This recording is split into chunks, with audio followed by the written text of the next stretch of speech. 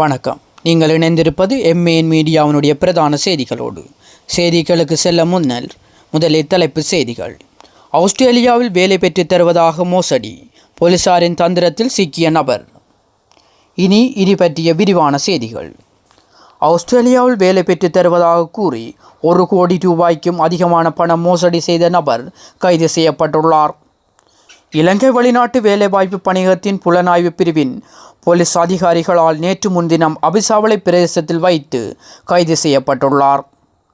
ஆஸ்திரேலியாவில் வேலை பெற்றுத் தருவதாக கூறி நாட்டின் பல்வேறு பகுதிகளில் வசிக்கும் நபர்களிடமிருந்து தலா 25 முதல் 35 லட்சம் வரை குறித்த நபர் பணம் பெற்றுள்ளார்.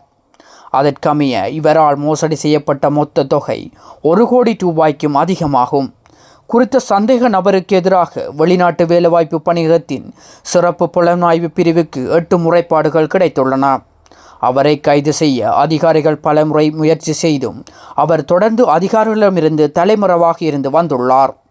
இறுதியாக தந்திரமாக செயல்பட்ட அதிகாரிகள் வெளிநாட்டு வேலை தேவை என்று கூறி அவரை தொடர்பு கொண்டு அபிசாவளை நகரில் வைத்து பெரும் முயற்சிக்கு பிறகு கைது செய்தனர்.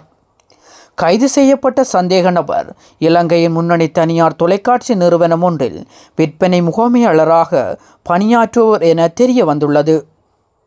சந்தேக நபருக்கு எதிராக அபிசாவளை நீதவான் நீதிமன்றத்தில் 8 வழக்குகள் தாக்கல் செய்யப்பட்டுள்ளன. பணியகத்தின் செல்லுபடியாகும் உரிமமின்றி வெளிநாட்டு வேலைகளுக்காக ஆட்களை சேர்த்தல் மற்றும் பண மோசடி செய்தல் ஆகிய குற்றச்சாட்டுகளின் கீழ் அவர் கைது செய்யப்பட்டுள்ளார். அவர் நேற்று அபிசாவளை நீதவான் நீதிமன்றத்தில் முன்னிலைப்படுத்தப்பட்டார். சந்தேக நபரை எதிர்வரும் 30ஆம் தேதி வரை விளக்கமறியலில் வைக்குமாறு நீதவான் உத்தரவிட்டுள்ளார். இதுபோன்ற செய்திகளோடு எங்களோடு இணைந்து கொள்வதற்கு எம்ஏஎன் மீடியாவை சப்ஸ்கிரைப் செய்யுங்கள். மற்றவர்களுக்கு ஷேர் பண்ணுங்கள், லைக் பண்ணுங்கள். நன்றி.